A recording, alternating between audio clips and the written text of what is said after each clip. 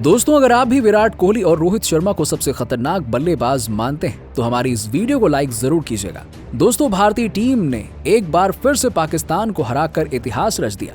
पहले घातक गेंदबाजी का दिखाया नजारा और फिर रोहित के बल्ले ने तांडव मचाते हुए पूरी दुनिया को हैरान करके रख दिया। पाकिस्तानी खिलाड़ियों को खून के आंसू रुलाने के बाद पॉइंट्स टेबल में मचा दिया हड़कंप। तो आखिर कैसे अहमदाबाद के मैदान पर रोहित ने पाकिस्तानी गेंदबाजों के उड़ाए होश, कैसे लिख दी टीम इंडिया के जीत की दास्तान। घातक गेंदबाजी के बाद विस्फोटक बल्लेबाजी की दिल दहला देने वाली इस रोमांचक हाईलाइट का पूरा वीडियो हम आपको दिखाएंगे। लेकिन उससे पहले आपको क्या लगता है कि रोहित, बुमराह और कुलदीप में कौन था इस जीत का सबसे बड़ा हीरो? कमेंट सेक्शन में कमेंट करके जरूर बताइए। दोस्तों, विश्व कप में भारत और पाकिस्तान दोनों टीमें नरेंद्र मोदी स्टेडियम अहमदाबाद में टकराई। कप्तान रोहित ने टॉस जीतकर गेंदबाजी करने का फैसला किया। पाक टीम के लिए ओपनिंग की शुरुआत करने मैदान पर इमाम उल हक के साथ अब्दुल्ला शफीक मैदान पर उतरे। उनके सामने गेंद लेकर दुनिया के सबसे खतरनाक गेंदबाज जसप्रीत बुमराह तैयार खड़े थे और बुमराह ने खतरनाक गेंदबाजी से पारी की शुरुआत की। वहीं टीम के लिए दूसरा ओवर फेंकने आए मोहम्मद सिराज ने 3 चौके खाकर 12 रन दे दिए। इमाम उल हक पाकिस्तान की टीम को बेहतरीन शुरुआत दिला दी थी। उन्होंने स्टेडियम में बैठे दर्शक भी भारतीय गेंदबाजों की धुनाई देखकर बेहद निराश थे। लेकिन एक बार फिर से मोहम्मद सिराज ने टीम के लिए पहला विकेट अब्दुल्ला शफीक का उखाड़ कर फेंक दिया। स्टेडियम में बैठे दर्शक भी खुशी से झूम उठे। वहीं कप्तान रोहित शर्मा के चेहरे पर खुशी का कोई ठिकाना नहीं था। पूरी टीम इंडिया जश्न मनाने लगी। अब अपनी टीम की पारी को संभालने के लिए कप्तान बाबर आजम इमाम उल हक का साथ देने मैदान पर आ चुके थे। दोनों बल्लेबाजों ने अपनी टीम के स्कोर को 10 ओवर के पावर प्ले में 49 रनों पर पहुंचा दिया। लेकिन तभी टीम के लिए 13वां ओवर फेंकने आए हार्दिक पांड्या ने अपने ओवर की तीसरी गेंद पर इमाम उल हक को विकेटकीपर केएल राहुल के हाथों कैच पकड़वाकर पाकिस्तान की टीम को दूसरा सबसे बड़ा झटका दे दिया और इमाम उल हक 36 रन बनाकर पवेलियन लौट गए। इसके बाद मैदान पर कप्तान बाबर आजम का साथ देने पिछले मैच के हीरो रहे मोहम्मद रिजवान मैदान पर आ गए। भारतीय गेंदबाज इस मैच में शानदार वापसी करते हुए नजर आने लगे। दोनों बल्लेबाज 16 ओवर में 2 विकेट के नुकसान पर 84 रनों तक स्कोर को पहुंचा दिया। अब ये दोनों बल्लेबाज अपनी टीम के लिए अहम भूमिका निभा ही रहे थे और देखते ही देखते दोनों खिलाड़ियों ने अपनी टीम के स्कोर को 100 रनों के पार पहुंचा दिया। दोनों ने मिलकर अपनी टीम के लिए अर्धशतकीय साझेदारी पूरी कर ली। उन्होंने कुलदीप यादव के ओवर में शानदार चौके जड़कर अपना अर्धशतक पूरा किया।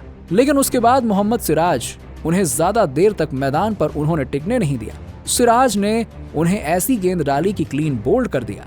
इसके बाद मैदान पर रिजवान का साथ देने साउथ शकील आए, लेकिन ज्यादा देर तक टिक नहीं सके और केवल 6 रन बनाकर कुलदीप यादव के शिकार हो गए। इसके साथ ही अब उनका साथ देने के लिए आ गए इफ्तिकार अहमद, मगर ये भी ज्यादा देर तक कुलदीप यादव की फिरकी के आगे टिक नहीं सके और केवल 4 रन बनाकर पवेलियन के बाहर लौट गए और पाकिस्तान की टीम को 5वां झटका लग गया। लेकिन भारतीय गेंदबाज शानदार फॉर्म में आ चुके थे और एक के बाद एक अब विकेट का पतन हो रहा था, जिसके बाद अगला ओवर जसप्रीत बुमराह लेकर आए और उन्होंने मोहम्मद रिजवान को अपनी खतरनाक गेंद पर पवेलियन का रास्ता दिखा दिया और अर्धशतक बनाने से रोक दिया। रिजवान 49 रन बनाकर पवेलियन लौटे और पाकिस्तान की टीम को 34वें ओवर में 168 रनों पर 6वां झटका लग गया। अंत में बुमराह, हार्दिक और जडेजा ने मिलकर पाकिस्तान की पूरी कमर तोड़ दी और उनके सभी बल्लेबाजों को 191 रनों पर ऑल आउट कर दिया, वो भी 42.5 ओवर में ही। टीम के लिए सभी भारतीय गेंदबाजों ने 2-2 विकेट अपने नाम किए और पाक टीम की कमर तोड़ कर रख दी। भारतीय टीम के सामने ये स्कोर हासिल करना बेहद आसान था और टीम के लिए ओपनिंग की शुरुआत करने मैदान पर कप्तान रोहित शर्मा के साथ शुभमन गिल आ गए थे। अब ये दोनों बल्लेबाज बहुत ही आक्रामक अंदाज में बल्लेबाजी का नजारा दिखा रहे थे। आते ही दोनों बल्लेबाजों ने पाक गेंदबाजों की जमकर धुनाई करना शुरू कर दिया और देखते ही देखते दोनों ने मिलकर भारतीय टीम के स्कोर को 2 ओवर में ही 22 रनों तक पहुंचा दिया। शुभमन गिल तो बेहद ही शानदार अंदाज में बल्लेबाजी कर रहे थे, हर पाक गेंदबाज की धुनाई करने पर तुले हुए थे। बेहद तेज शुरुआत शुभमन गिल ने टीम को दिला दी थी, लेकिन एक करारा शॉट खेलने के चक्कर में तीसरे ओवर की 5वीं गेंद पर शाहीन अफरीदी के शिकार हो गए, जिसके बाद मैदान पर टीम की पारी को संभालने के लिए रोहित शर्मा के साथ विराट कोहली मैदान पर आ गए। गिल के जाते ही रोहित हर एक गेंदबाज की जमकर धुनाई करने लगे और उनके साथ विराट कोहली बखूबी उनका साथ दे रहे थे। अब भारत का स्कोर तेजी से आगे बढ़ रहा था। 5 ओवर में ही कोहली और रोहित ने मिलकर 38 का स्कोर पहुंचा दिया, केवल 1 विकेट के नुकसान पर, और दोनों बल्लेबाज बहुत ही आक्रामक अंदाज में बल्लेबाजी करते हुए नजर आ रहे थे। रोहित ने तो शाहीन अफरीदी की गेंद पर एक ऐसा खतरनाक छक्का जड़ दिया जिसे देखकर पूरा स्टेडियम हैरान हो गया। वहीं रोहित की आक्रामक पारी देखकर विराट कोहली का भी बल्ला रुकने का नाम नहीं ले रहा था। उन्होंने भी शाहीन अफरीदी के ओवर में 2 खतरनाक चौके जड़कर शाहीन को खून के आंसू रुला दिए।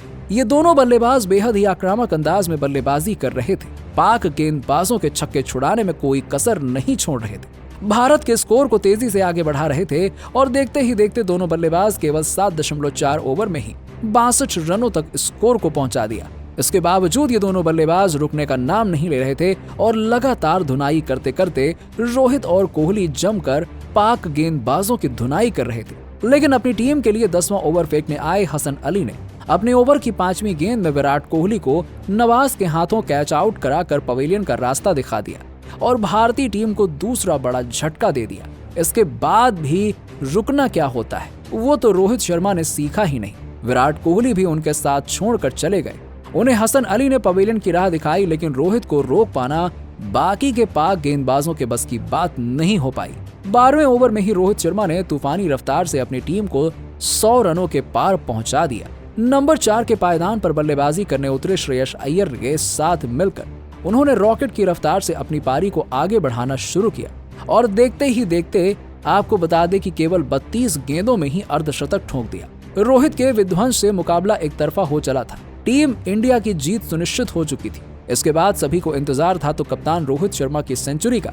वो बड़ी ही बेरहमी से पाकिस्तान की गेंदबाजों की कुटाई किए जा रहे थे। हालांकि इस दरमियान रोहित गलती कर बैठे और शाहीन अफरीदी को बड़ा शॉट खेलने के प्रयास में रोहित फील्डर को अपना कैच थमा बैठे, लेकिन जाने से पहले उन्होंने 6 चौके और 6 खतरनाक छक्कों से सजी 63 गेंदों पर 86 रनों की ऐसी आतिशी पारी खेली जिसने टीम इंडिया की जीत की कहानी लिख दी। कप्तान के आउट होने के बाद श्रेयस अय्यर के साथ राहुल ने मोर्चा संभाला और फिर टीम इंडिया को जीत की दहलीज के पास ले जाकर ही दम लिया।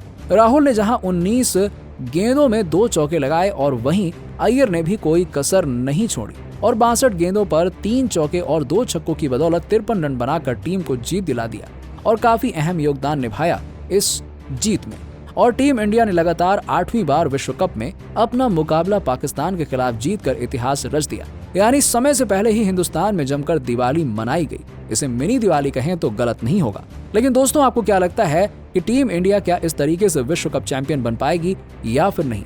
इस बात का जवाब नीचे हमें कमेंट सेक्शन में जरूर दीजिएगा और ऐसी ही खबरों के लिए सब्सक्राइब कीजिए हमारे YouTube चैनल को। धन्यवाद।